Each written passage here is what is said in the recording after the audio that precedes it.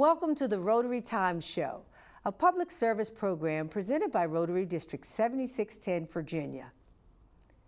On our programs, we talk with Rotarians and community leaders and discuss how Rotary International builds partnerships to support local, national, and world communities.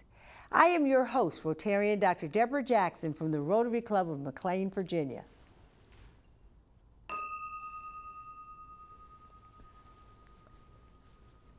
The success of a Rotary Club is dependent on the club president. They lead, inspire, motivate, and connect their clubs with communities and others locally and around the world. Joining me remotely is Rotarian Crystal Hale, who is the president of the Rotary Club of Orange, Virginia, for the 2023-24 Rotary year. Welcome, President Crystal, to the Rotary Times Show. Thank you. So nice to be here. I appreciate the opportunity to come speak with you today. Absolutely. And we're excited to learn about all of the great things that are going on down in Orange, Virginia. And you'll be able to share that with us. But before we start, we always like our audience to learn a little bit about our guests. So I'm going to ask you just to tell us a little bit about your background, your life before Rotary, maybe your career, your education, those kinds of things. Absolutely. Well, my name is Crystal Hale. I am a lifelong resident of Orange County, Virginia. Born and raised here on a little beef cattle farm that I then raised my now 2 adult children on. I am, for the past 6.5 years, I've been the Director of Social Services here for Orange County. I am also somewhat newly elected to the Board of Supervisors for Orange County. And I really have a passion for serving this community, serving others, and doing all that I can to help in any way that I can. Oh, Rotarian Crystal, that sounds exciting, but it also sounds like you are a busy lady. So, yes. Well, given all of that, then how did you get involved in Rotary, and why did you join the Rotary Club of Orange? So I was first invited to a Rotary meeting, to a breakfast meeting, 4 or 5 years ago. A Rotarian approached me about doing a morning program to educate the group about Orange County Department of Social Services and what we do at social services, our various programs, and how we help people, and how we could potentially partner with Rotary to help folks in the community.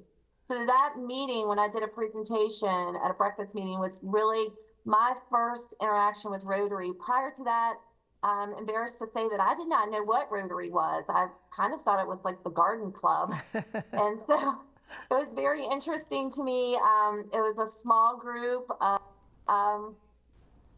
primarily older men with a couple of women sprinkled in.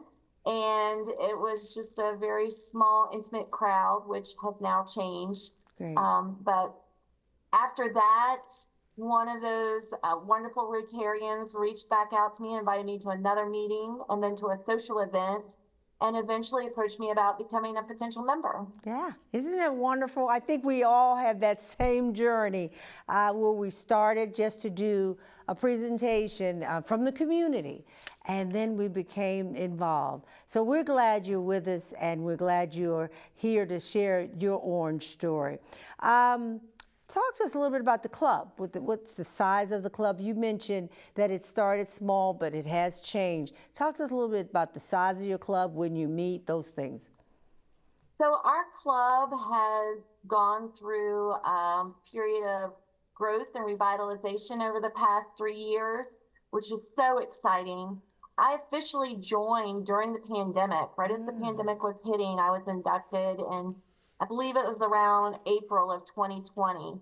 And at that time, just like the rest of the world, we were transitioning from in-person meetings to virtual meetings. So I got to witness what was once a somewhat small, intimate breakfast meeting club go through a transition with the rest of the world to meet the, sort of meet the pandemic where it was, so to speak, but also at the same time, we started to grow in different ways and really sort of thrive beyond expectations, so to speak, until we got to the point where pandemic started to settle down and we then transitioned back to a hybrid meeting. We do monthly, we meet twice per month for morning meetings, and they're in person with a virtual option. All righty. Rotarian Crystal, tell us now about some of your club service functions that you have in place. Those things that are there to ensure that the club, functions effectively. And it really does allow you to achieve the goals, like your speakers. What are those things that they have in place? We meet twice per month, they're morning meetings, and we have an array of guest speakers and programs presented with such wonderful, rich information. I think that really helps to attract new members. When we have visitors come and hear our programs, they're fully engaged, and we're all enthusiastic about the information we gain. We also have social events. We have Fifth Tuesday events, where it's a social after-hour social hour on months that have the Fifth Tuesdays. And we have all sorts of programs that we help with in the community. And we just like to get together and have fun. Orange Rotary is really a fun place to be. And I feel like that has helped us enormously to attract new members and keep members.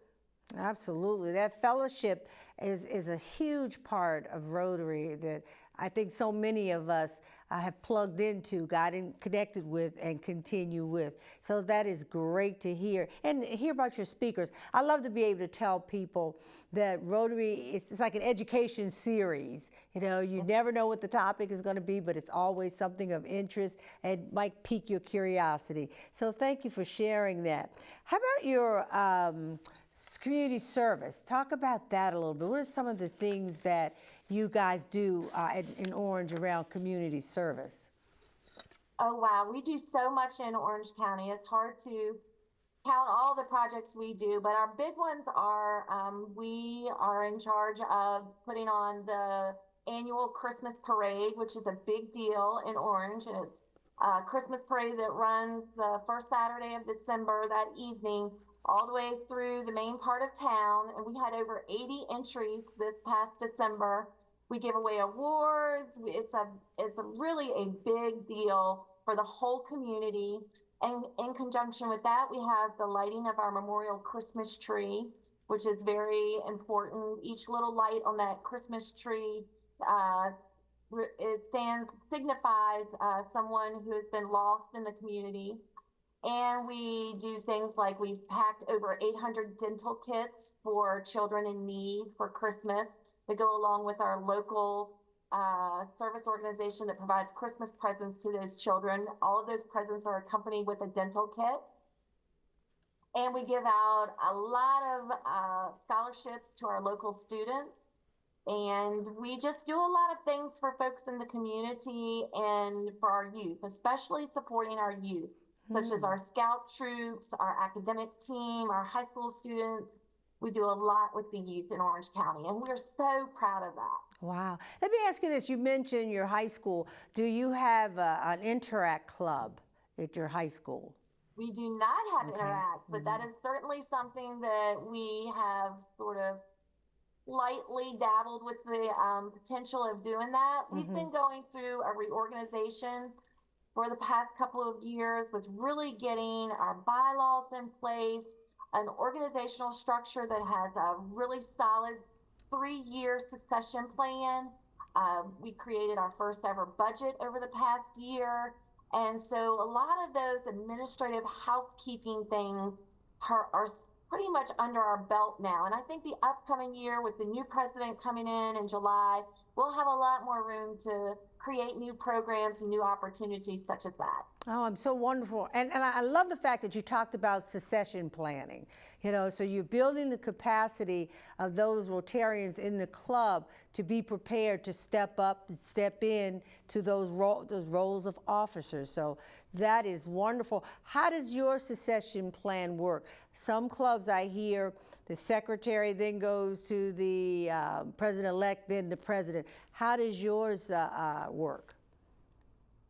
So very similar to that, and this is still somewhat new to our club because prior to me becoming president in July of last year, we had a president who, Cal Ewing, who was amazing and kept that seat for 3 years as he worked on establishing a good succession plan.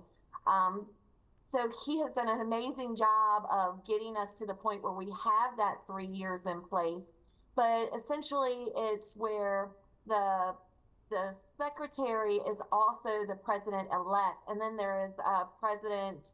I call it the president in waiting prior that would come in the third year. Yeah. So that's how that works. The president elect serves as the secretary and works closely with the president for that full year in theory to get them prepared to transition over. And that's been working really well for us. This is really Absolutely. the first year we've had that in place. It's And all, then do you find that it helps with the continuity of your programming and, goals, being able to have that? Okay. yes, and we still have access to the prior president, to my predecessor, who is on the board, and it's just a really good handoff. So we have our historical and seniority, assistance and mentoring in place while others are coming along. Gotcha. Wonderful. Are there any new programs that you maybe are thinking about during your tenure that you've already put in place or thinking of putting in place prior to your stepping down? Well, again, my year has been focused on really finishing the vision of what my predecessor, Cal Ewing, had kind of started. And my goal was to finish that, to really get our organizational structure in place, have our budget in place, and make sure that we know what we can afford to do versus what we can't afford to do. And I believe the upcoming year with our new president, Deanne Marshall, coming on board July 1, she has lots of ideas and thoughts and passions around different projects. I think you'll really see us grow in a number of ways with our programs and projects, especially on the international front. So we used to do Rise Against Hunger as our international project, and we had to put that on hold this year, primarily due to a funding problem we had with that. And so we're trying to figure out what do we do next and where do we go with our international service. So I feel like the upcoming year will be one of real excitement and growth for our club. And I feel you're absolutely right. And I'm going to have you talk even more about your upcoming year when we return from break. So we're going to take a short break and be right back and talk more with President Crystal Hale. Possibilities are all around us. We see potential in unexpected places. And when we share our knowledge, vision, and connections, we turn great ideas into action in communities all around the world. Together, we can make real change happen. We're Rotary. We are people of action. Get involved at Rotary.org. Welcome back to the Rotary Times. We're here talking with Rotarian Crystal Hale, the president of the Rotary Club of Orange, Virginia, for the 2023-24 Rotary year. President Crystal, you mentioned some projects that you found in your club that were exciting and helpful. Talk to us about those projects. Well, I have to go back again to our Christmas parade. That is one of our biggest projects of the year.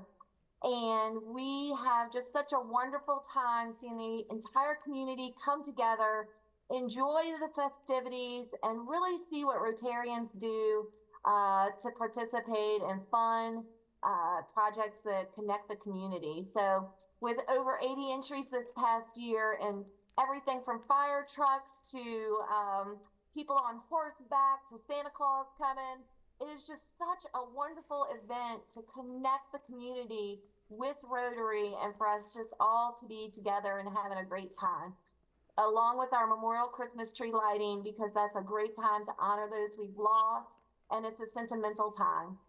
We also have in the spring, and we just finished that recently, our annual barbecue fundraiser, and that is a great time. Again, we invite visitors. We have a silent auction. We have a live auction. We all eat barbecue, and there's great food and spirits to drink, of course. And we just have a great time getting together and raising funds for our scholarships and youth programs that go to local students in Orange County. So both of those are great projects that I'm very proud of. Proud of all the projects, but those are the biggest and most fun that we have, I think, during the year. All right, it sounds wonderful. And maybe sometime when we check out your website and see when things are coming up, we'll get down that way to be a part of it. That'd be great. Yes. How does your family or your Rotary family support you in your involvement in all the various, because it sounds like you're very busy. I am very busy. I will say Rotary is my family, is an extension of my core family, and I say that with great confidence because when I'm with Rotary, I feel like I'm amongst the closest friends and family that one can imagine. And when I first accepted the nomination to be president, I did not know that a political campaign was in my future because that came without much warning. And I was suddenly president of Rotary and campaigning to be on our local board of supervisors because I felt led to do that. Won the campaign and stayed, as director of social services. That's a huge job. And I'm on numerous other civic organizations and committees. So without my Rotary family really wrapping their arms around me and supporting me, I wouldn't be able to do all of this. I certainly wouldn't be able to be president, but they make this position fun and enjoyable and 100% doable because they are worker bees and leaders as well. So they really are the ones that make it happen. I'm just, helping to provide them the support and enthusiasm that I can, and we all work together. So Sounds I also great. have 2 adult children who are very supportive. I don't think they completely understand Rotary yet. But I feel like I'm setting that example and I'm planting the seed. And I hope one day, once they're a little more settled and established, that they'll consider giving back to their community in the same or similar way. Well, thank you for being the model for them and for others. Let's talk about the Rotary model, service above self. Now, you've given us a lot in terms of the kinds of things that you are doing. How has that model, service above self, been helpful to you as you conduct your business, work, life? Well, when I was first approached about becoming a Rotarian and learning about that motto, service above self, the first thing I thought was, oh my gosh, do I have time to be a Rotarian? And the more I learned about Rotary and what Rotary does, the more I realized that is my personal motto. My whole life has been dedicated to serving others. And so I just could not be a Rotarian. It is the motto that really helped point me into becoming a Rotarian and to do more and more and to demonstrate to others that we really are here for a very short time. To serve others is one of the best things we can do. Wow. We often hear in Rotary about individuals who are members of Rotary, and then we hear about individuals who are Rotarians. And it sounds like you are a Rotarian, and that is so wonderful to hear. How about the 4-way test? How does that impact you as well as the Rotary motto? Well, I must say, I do, especially in politics, I do refer back to the 4-way test and think, okay, in all of my decisions that I make, am I meeting the 4-way test? And one thing I have learned is that that is a difficult thing to do because not everything you decide is going to be fair to everyone or benefit everyone. But the harder you strive to meet that, the better off you are. So I will not say that I have been able to do what benefits everyone or make everyone happy, but when you really think about those core values and try to strive for those, you're going to be okay. And it has been really interesting to overlap my Rotarian life with political life because I'm not a politician by trade. this Board of Supervisors seat is so new to me and nothing that I expected to do, but Rotary had prepared me for that. Great. That's good to hear. How about membership? Let's talk about your club a bit. How do you get your club members to own the fact that every Rotarian has a responsibility for the growth of the club, not just a committee that's been assigned, as membership or chair? How do you get everyone to buy in and say, this is our club, we're all responsible for our growth? How do you do that? Well, I think it starts in our membership morning meeting. We try to make it inclusive where folks can attend virtually and in person. We make them fun, we make them informative. We do morning announcements, we clap, we encourage each other, and we do this thing where some folks call it, we Rotarize our Rotarians. So we really, as soon as they become a Rotarian, we get them involved in something, even if it's just greeting people at the door. That's something new we started this year, door greeters. So we try to get folks involved as soon as possible. We Rotarize them, have them involved in something that's exciting to them, something that they're really interested in. And if they find they're not, we can move them to something else. And we really just create a positive, fun energy in all that we do. And I think that helps really retain. Anybody can go out and get members, but we have active and really passionate members that want to stay and do more. And they're always asking, what more can we do? And to me, that's what really helps us grow. And others see that and they want to be part of that. The energy is really contagious. So that is something that's so special for Rotary Club of Orange. And we have seen our numbers just grow exponentially, but not with warm bodies, with people who are really eager to serve. And that service above self really resonates with them. Wow, that is wonderful. And I was going to ask you what has been the impact, but you've shared that with us, the growth of your club. In fact, what is your membership now? What's the size of your club? Well, I should have checked those numbers before this That's interview. all right if you don't know. You can take a guess at it. We have successfully crossed over 40. So we're in the low 40s with 3 members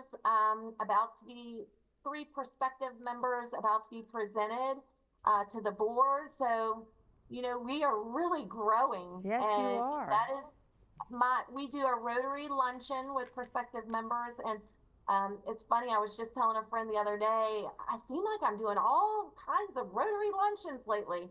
And that's because we have so many prospective members, and that's a wonderful thing. Yes, it is. That's a nice problem to have. In fact, you're in that mid-range and bordering on a large-size club, and that's commendable for you and your club members. That's absolutely wonderful. Thank you. Are there any other areas that you like to share that makes your club unique? Well, for those that aren't familiar with Orange County, I'll just add, Orange County is a small rural community. We are nestled in between DC and Charlottesville and Richmond. We're kind of right in the middle. And so we're not an extremely wealthy community. We're not extremely dense in population by any means. We're, primarily rural, a lot of agriculture, a lot of farms. But, some may think our demographics, would indicate that we'd have a real potential problem growing, right? Especially after the pandemic, so many organizations have struggled. And to me, it's so exciting to see the energy and this keen interest that so many people are having in Rotary. And I always hear, what is Rotary? What is Rotary? And to tell the story and to explain to people that no, we're not a garden club. Not that there's anything wrong with a garden club, but we are a service organization and a membership organization. I go through the whole spiel, and they're like, "Well, how can I be a part of that?" And so, to me, sharing our story and bringing others in to help with the work of serving our community is just amazing. Wow. Rotarian Crystal, I'm going to ask you, in one sentence, what message would you send to that young professional sitting out there, maybe in our viewing audience right now, who might be interested in becoming a Rotarian and giving back to the community? I would just say that giving back to anyone, to your community, to an individual, anytime you get an opportunity to give back, it is so much more gratifying than what you get in return. It's so much more gratifying than earning a wage, earning a salary. Giving back is really what we should all be striving to do. Well, thank you for sharing Orange Rotary Club, and thank you for saying yes to the ask to come on today to share your club. It's been a delight, and I hope you will come back and catch us up on some other things in the future. Well, I just appreciate the opportunity so much. As you can tell, I love talking about Yes, you Orange do. Rotary. So if we had another hour, I would tell you all kinds of fun stuff. Well, we'll just get you back so you can do that. All right? Great. Thank you so much. For the Rotary Times program, I'm your host, Rotarian Dr. Deborah Jackson from the Rotary Club of McLean, Virginia. You're welcome to join us at a Rotary Club in your area for either breakfast, lunch, dinner, or special project. You can find a Rotary Club near you by looking us up on the internet. Many clubs are hosting meetings in person, virtually, or in some hybrid format. You only need to look us up for the details. Remember, our time is your time, and it's time well spent. Please join us for our next program as we continue to celebrate Rotary's 118 years of service above self.